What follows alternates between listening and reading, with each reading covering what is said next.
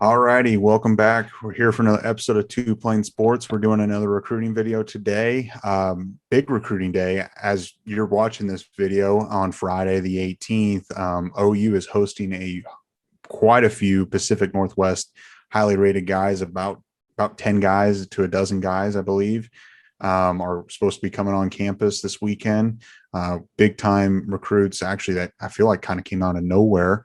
We're going to talk about a recent transfer portal entrant from USC and Brandon Campbell, and the likelihood and potential for OU to be a landing spot for him.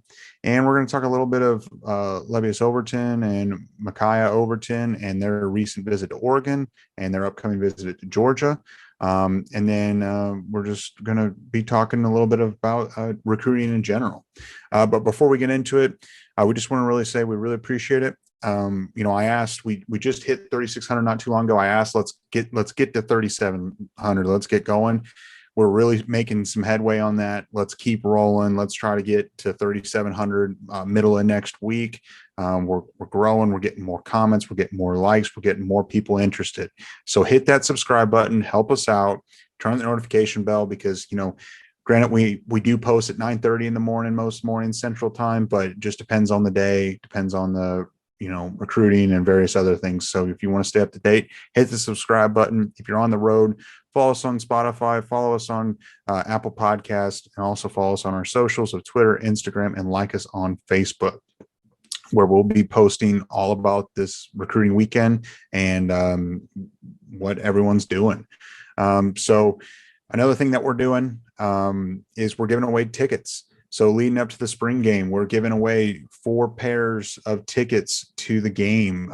Three pairs will be just general admission, and 1 pair will be for a club entrant for a couple people. So every week we're going to give away a pair of tickets. This week it's going to be the general admission tickets. I know we've released 2 videos this week.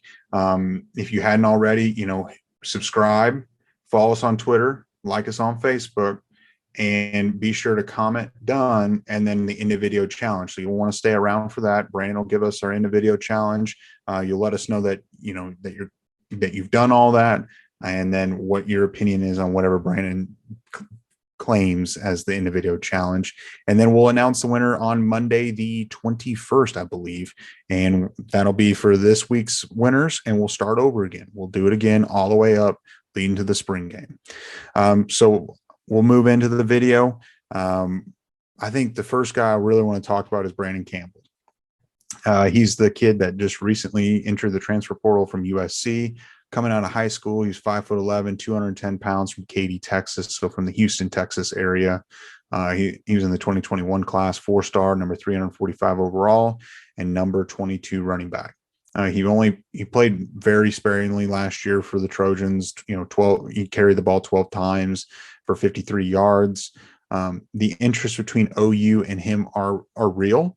I think if he's taken, that means that there's going to only be 1 running back taken in this 2023 class. Between Richard Young and Trey Wisner, I believe those are the most likely candidates, and most likely will be Trey Wisner. But Brandon, what do you think about Brandon Campbell kind of, getting away from old Lincoln Riley and his squad and showing some interest in the Sooners? I know you probably have a very passionate opinion on it. I applaud him for getting out of Tebow's, reign or control. He probably, how long has Lincoln Riley been there? 2 months now, 3 months now, and he was like, this guy sucks. Like this, I mean, I applaud him for that. He realized, that guy's not very good. He's a snake. He's just, I genuinely just feel like he's not a very good person. So I applaud him for getting out of his, whatever we want to call it, his garbage program. Way to go. Good for you on that. Now, when you look at him as a player, 5'10", 190. So he's not a bad size, but not like elite size for running backs. And it's a little bit different because I feel like everybody we've talked about in all of our recruiting videos, they've all been pretty tall, in the 6 foot plus range. He ran a 4.6 40 or 4.58, so not elite speed either. but he had 40 offers coming out of high school, and all the big ones. Bama offered, LSU offered, Michigan State, Michigan, pretty much you name it. He had an offer from there, so he clearly can play. Sometimes these intangibles that we look at don't mean everything. That, like I said, because that 4.58 40 time doesn't blow anybody away for a running back. But when you field that many offers, it's for a reason. And if Nick Saban and Alabama specifically is knocking on your door and they wanted him, that says enough for me. So the fact that he wants to leave Lincoln Riley and come to Oklahoma, I'm all on board for it. Yeah, it should be concerning for USC fans. I think they're only down to 3 running backs now. That's including Travis Dye, incoming freshman Malik Brown, and then they also got a transfer out of Stanford, I believe. So that's all the running backs they have at the moment. That seems to be a theme for Lincoln Riley. He has a pretty thin running back room, even though his offense, as we hit pretty much every game last year, is predicated on establishing a run. And he had trouble doing that last year with the same quarterback he's going to have next year in Caleb Williams. And Caleb was able to come up with some superhero plays, but there was also more talent around him. I don't know. It's definitely going to be an uphill battle for him, and he's got to build that running back room because he's facing similar issues that he did this last season. But in regards to Brandon Campbell, he would be good depth for us. I don't know where he would fit in, especially being such a late entry into the transfer portal. We have established guys already in Marcus Major and Eric Gray, who I believe are probably going to be the starting running backs next year, or at least, 1A, 1B. And then he'll probably be behind freshman Javonte Barnes, depending on, how ready Gavin Sawchuk is, potentially be behind him. But,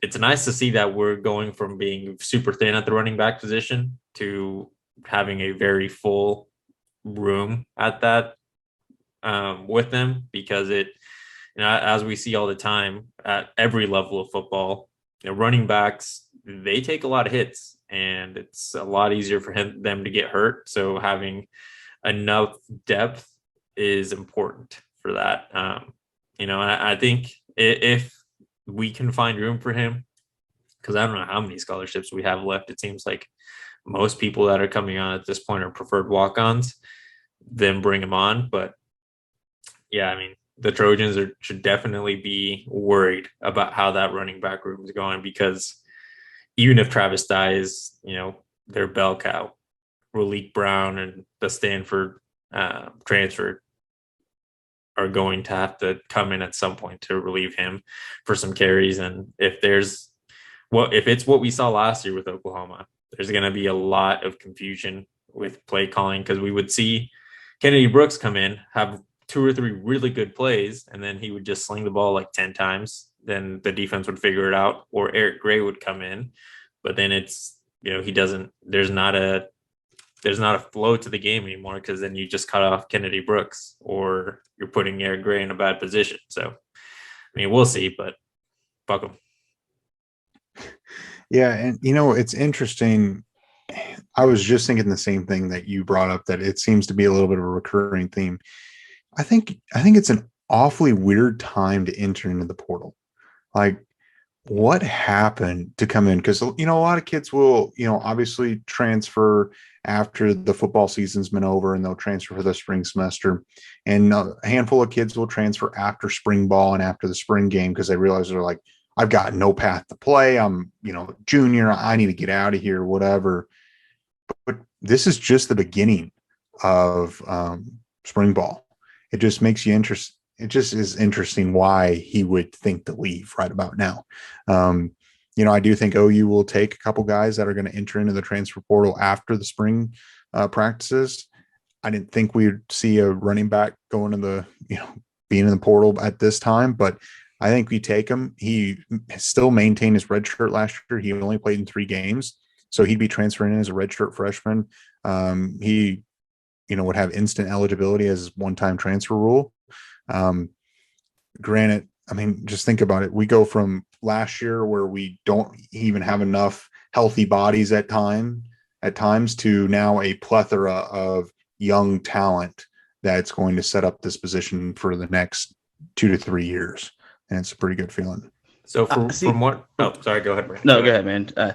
I was just say I agreed with your take probably the most when we started talking about him as far as like the depth and stuff goes, and kind of Brum just kind of echoed it too. But so if he comes to Oklahoma, he's definitely taking a chance on himself, because I agree with you in regards to Eric Gray and Marcus Major, or Marcus Major and Eric Gray, somewhere in that order, that 1A, 1B type thing. And I also agree that Javante Barnes probably is going to be in that 3 spot, because I personally have pretty high expectations for Javante Barnes. I think he's going to be pretty damn good. And we also got that Tylee Walker kid, or his name, Tyree Walker. Yeah, the JUCO transfer. So for Oklahoma, for the team perspective, it's great if he were to come, because the more bodies, the better. The more capable bodies, the better. Just not only for injury's sake, but the best guy's going to be out there.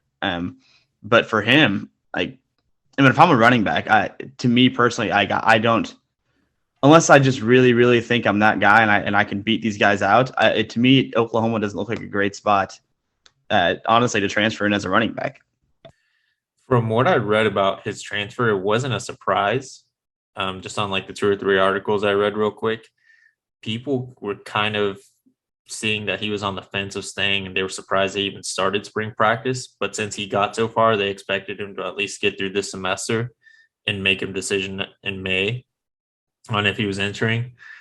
But I mean, you're right. No one from what I've read from like USC insiders and people that follow the program closely, no one really understands why that he made the decision this close to the spring game, once he's gone halfway through the semester at USC, to go ahead and leave. So I feel like it's just a reoccurring theme with Lincoln Riley.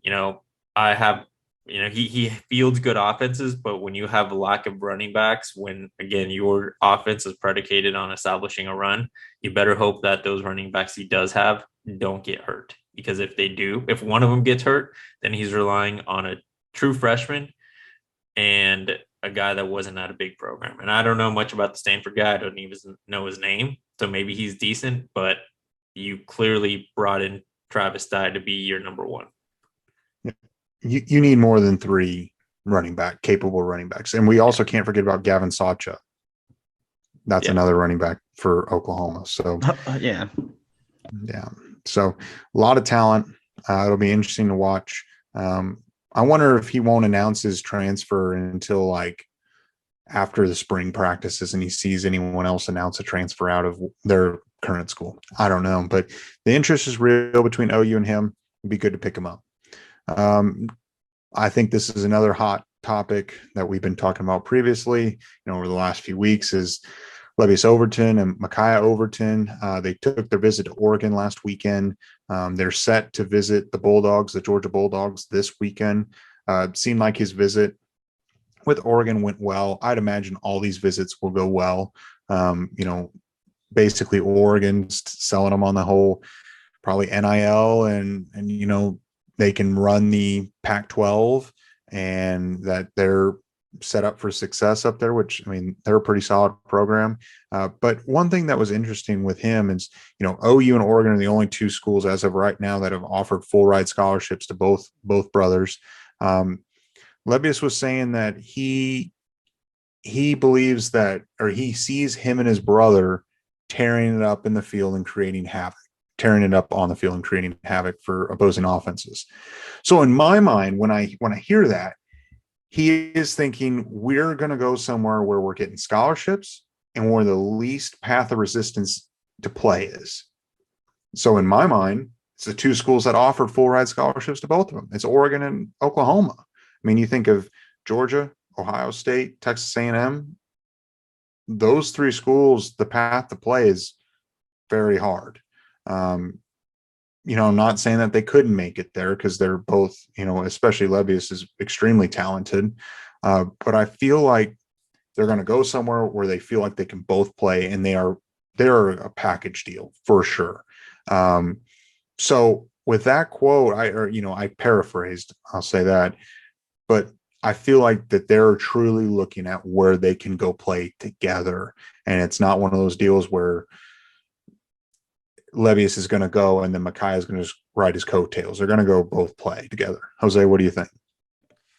Yeah, I agree with the sentiments, and I was doing some looking into their social media, more so Lebbeus, but he posted the pictures from his visit at Oregon, and I went back to the past, and he didn't have any pictures from Oklahoma. And I know that not everyone puts that much weight into social media, but I believe it as an indication of where these guys are feeling they're most comfortable in regards to the program. But he did have a picture from visiting Clemson last summer with Bates and Venables.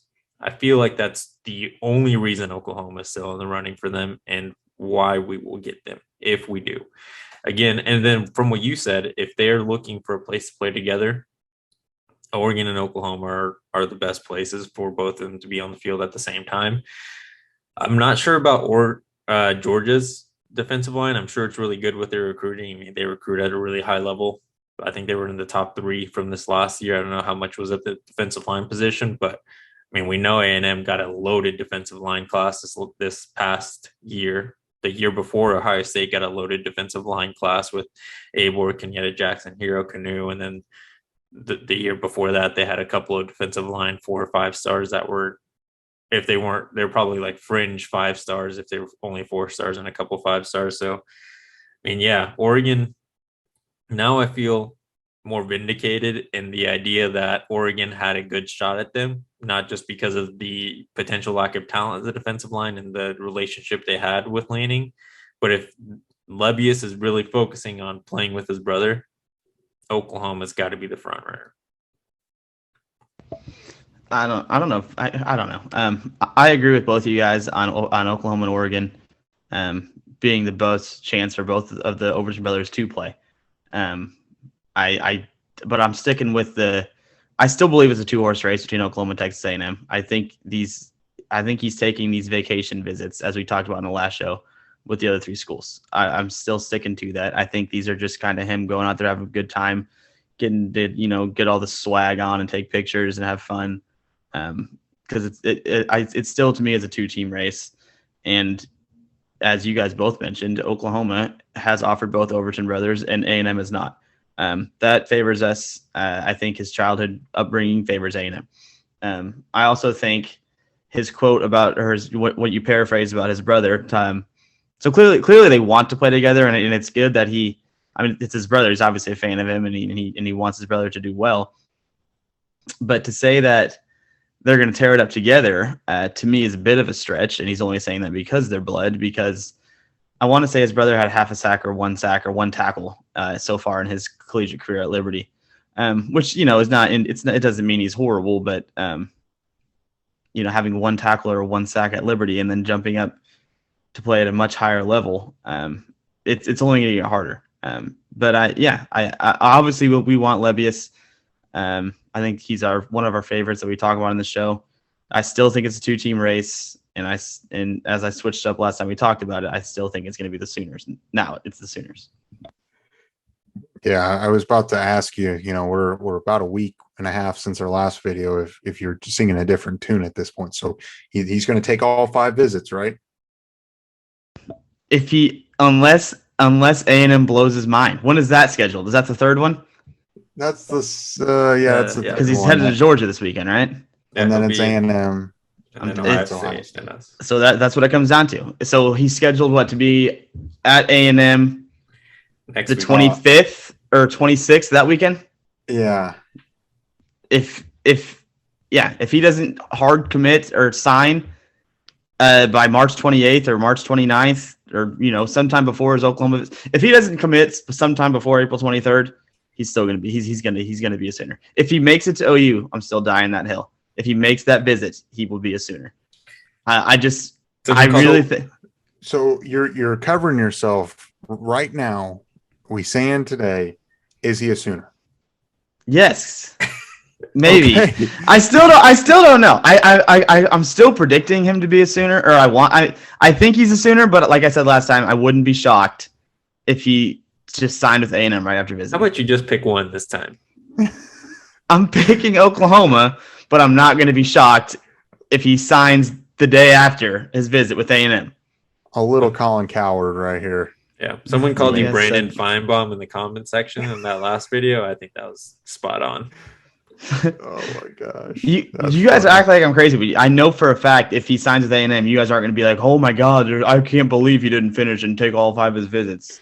He's taking all 5 no, visits. but are you telling me that you're going to be blown away, shocked if he signs with A&M the day after his visit or 2 days after his visit? I'll be shocked. Yeah, I would be shocked. Liars. I think he's taking all 5 visits. I gave every team. He's wasting 3 schools' time then. Lebbeus is an equal opportunity recruit. No, he's not. It's a 2-school race, but I mean, or like I said, I mean, I think Oregon would be a cool place to go see. I'm sure he had a good time. He got all the Nike swag. Georgia, he can go to what does Georgia have? You've got Chick-fil-A, Coca-Cola. Chick-fil-A, yeah, Chick-fil-A and Coca-Cola. He can go on the Coca-Cola tour or whatever factory. They have a national the other one? championship. So who's the other one? That doesn't matter. Ohio State. I think. What the hell is he going to do in Columbus? That's not even a fun weekend. Do they have anything? How close is Canton? He can go to the Hall of He Fame. can go to the Hall of Fame, yeah. I mean, I don't know how far I think that is. also has a college Hall of Fame. I don't know if it's in Atlanta or Athens, but I know it's in somewhere in Georgia. So Georgia could be fun. Oregon's fun because it's cool and they have Nike. I really don't know what he's going to do in Columbus. Like that to me, just other than I feel like that's just a not fun place to be. Go visit a program that produces top defensive linemen. He doesn't care about that right now. He cares about Oklahoma and A&M. All righty. Well, we're all saying Oklahoma, but Brandon is covering himself saying potentially Texas A&M, but he's picking Oklahoma, which Colin Coward Jr., Brandon Feinbaum. Anyway, all right. So we'll move on to visitors this weekend. In our video that we released before this one, we talked about David Stone. He's originally from Dallas City, but he's currently at the IMG Academy, 6'4", 255-pound defensive lineman. He's a 2024 5-star, number 3 defensive lineman in the class. He's slated to visit the Sooners this weekend. We kind of talked about him in depth, him being a hometown guy. I would imagine a commitment to the Sooners will happen pretty soon. He's been very vocal and passionate on Twitter with OU and the Sooner fans. I did mention on the last video, I wasn't sure the last recruit that, not named Bookie from the IMG Academy. I was corrected. I totally forgot. TJ Pledger did come from the IMG Academy as well. I think someone also commented that Rame, our center, is an IMG Academy guy. Congle. Yeah. Congle. Yeah. So he's an IMG Academy guy. Yeah, but he came from Arizona. But yeah, I didn't know Congle went to the IMG Academy, which is pretty interesting. So with Stone coming in, I think his ability to recruit at the IMG Academy over the next couple of years will pay off. Getting him on campus, I would imagine a commitment's going to come here relatively soon. You guys have anything to add with Stone? I know we've talked about him. Yeah, you say relatively soon, and I like where your head's at. I do. I also like that you said he's going to be a pretty good recruiter for the IMG Academy, as if it's already a done deal. I like it. I really want him to be a Sooner. Obviously, was this, as we mentioned in the last video, is this like his 5th or 6th visit to campus? I don't know exactly how many he's been on. I think you're thinking of Caden Green. Okay, yeah. Either way. But he's a local kid. He's been on campus multiple. What is relatively soon when he's going to commit in your mind? Put a timeline on it, because you're saying I'm all over the place with OU and A&M. You can't just say relatively soon, because relatively soon can mean a lot of things. If he commits in 6 months, that's relatively soon. Or is it a 2-week, 3-week thing? I bet he'll come back for the spring game and quickly commit after that. Can we lock that prediction in? Yeah, I just said it. All right, Daddy, yeah. I like it. All right, so we're going to have David Stone by the spring game. Around that, we'll give you a week before, a week after. Yeah, the spring game. David Stone will be a Sooner, or Brown is shotgunning 8 beers on this show. I can't do 8 beers at once. That's too much. Jose, do you have anything to say about Stone? No. Yeah, I think you covered it. Yeah. So as this video is being released today, Friday, March 18th, OU is going to be hosting quite a few recruits. I believe potentially, 10 guys, 10, 11 guys that are supposed to be coming on campus. They're a part of the Ford Sports Performance FSP. which is basically a program up in Washington it's like a year-long program for kids with high aspirations to play at the collegiate football level. They train them. They go around and do those 7-on-7 tournaments around the country. They're on their way to go to Dallas this weekend, and they're stopping by for a visit with the Sooners in Norman. They're going to be accompanied with Ashton Cozart, which Cozart is a Sooner commit in the 2023 class, 4-star guy, but he's originally from the Pacific Northwest. And so, he's got that relationship with this group. And so he's kind of facilitating this visit and to kind of connect this whole Pacific Northwest to Norman connection. I know Brandon and Jose and I have talked about how close Seattle is to Norman. I mean, it's just a quick drive. So I don't know why we're having to try to establish this footprint, it's so hard. It's just a quick drive. But so some of the guys that are there or that are going to be there this afternoon or today is Jaden Wayne. He's a 5-star edge rusher, 4-star cornerback Caleb Presley, 4-star safety Cody DeCambra, 4-star quarterback Gabry Johnson, 2023 guy, 2023 running back Jaden Lamar, potentially DeAndre Moore, which I think that might ring a bell for a few Sooner fans that are listening to this.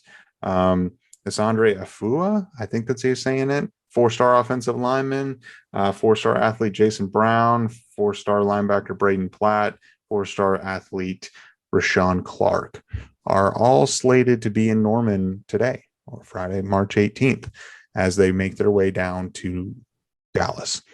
And we're not going to go in depth on every one of them, but everyone's a 4-star, 1 5-star, offense and defense. The best player by rankings is Jaden Wayne, who is an edge rusher.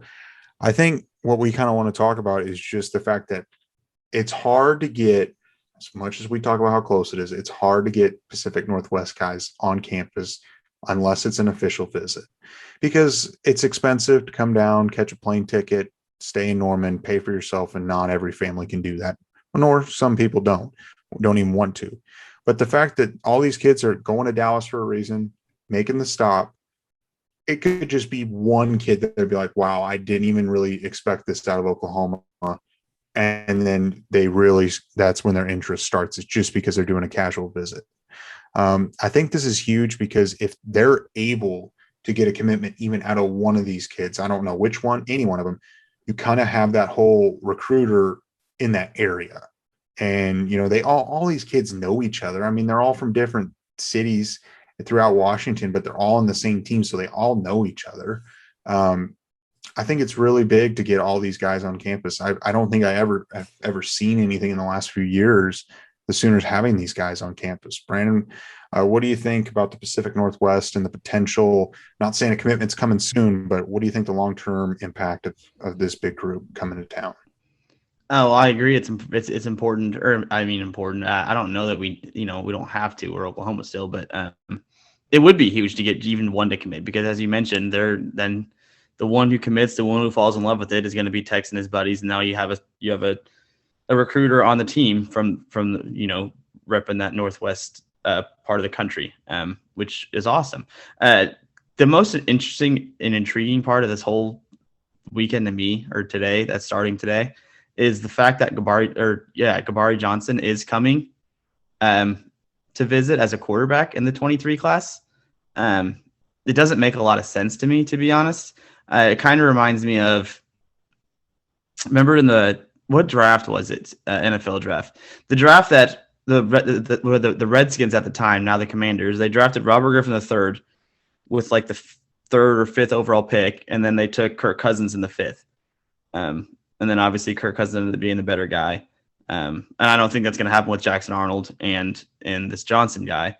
But it's interesting to me that he would even visit when you have a guy like Jackson Arnold in the same class as him, or a year before, I guess, but who's on the brink of that 5th star. It doesn't make a lot of sense to me. But that part of everything just sticks out. But I definitely agree.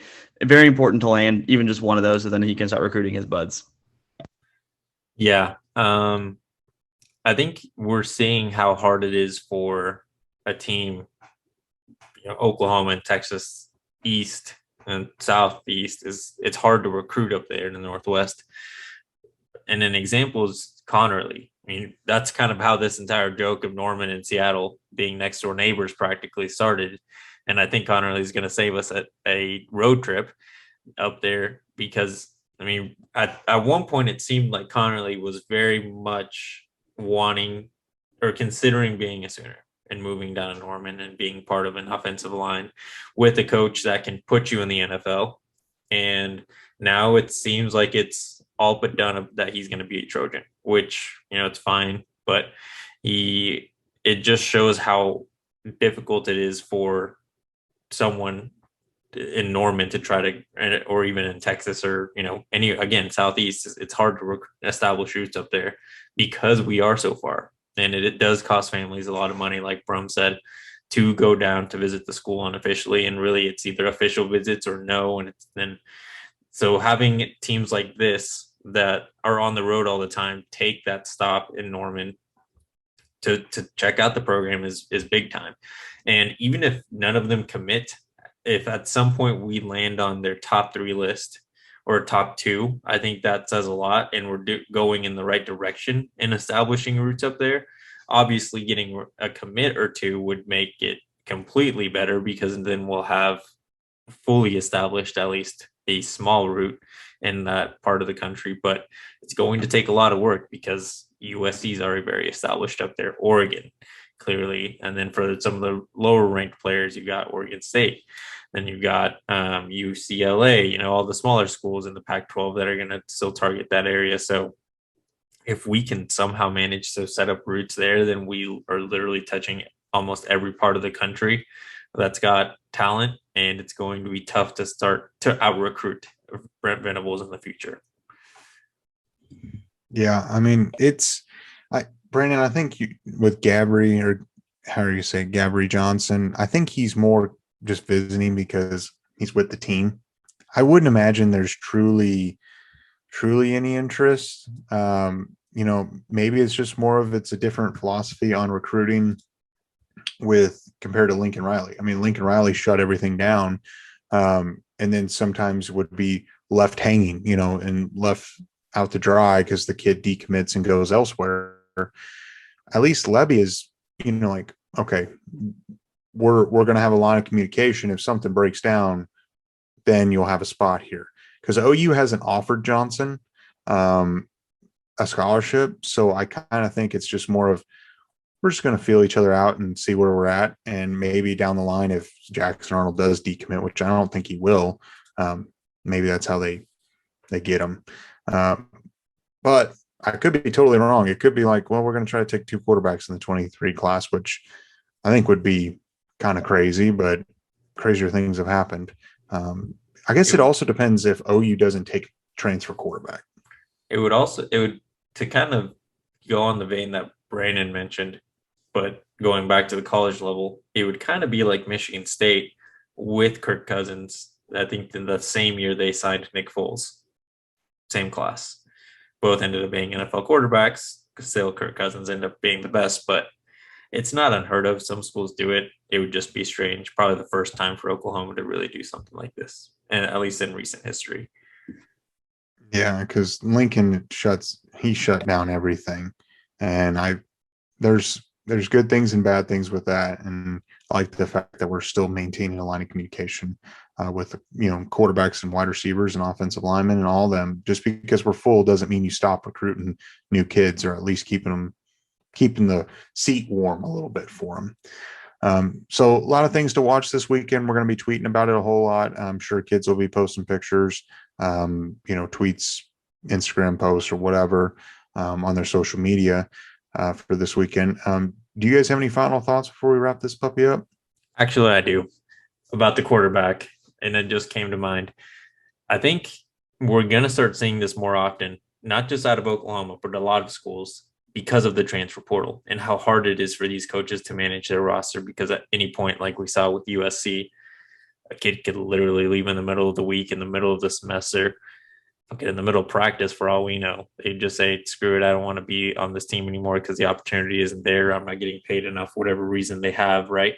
So we're going to start seeing a lot more mass recruiting. I don't know a better way of putting it, but where we're at least having these open line of communications, like you guys have been saying, with a lot of players in the same position group, because worst case scenario, we have someone from a previous class enter the portal, then we can take two in the same class, two quarterbacks in this scenario.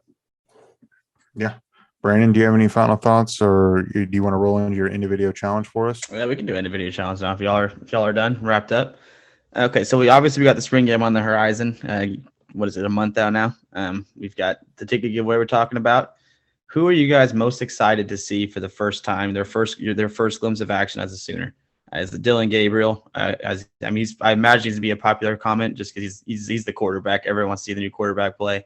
Is it Jaron Kanik? Is it Gavin Sawchuk? Is it one of the transfer DBs, Trey Morrison, CJ Colden, Javante Barnes, Jaden Gibson? Then there's going to be a bunch of new kids. Not Jaden. There's going to be a bunch of new kids suiting up for the first time ever in that Sooner Crimson and Cream. Who are you most excited to see play a little bit? Yeah. So be sure, as I talked about in the beginning for our ticket giveaway, be sure to subscribe, follow us on Twitter, like us on Facebook, comment done, and then do Brandon's individual challenge. So let us know who you're most excited about and who you're ready to see play for the first time in their spring game, and why. And any other comments, just throw it down below, and we'll be able to comment back with you and keep that conversation rolling. So, we're getting close to 3,700 subscribers. Help us get us there over the next few days. It helps us out a lot. It's free. And, follow us on Twitter, Instagram, Apple Podcasts, and Spotify. And we'll catch you next week.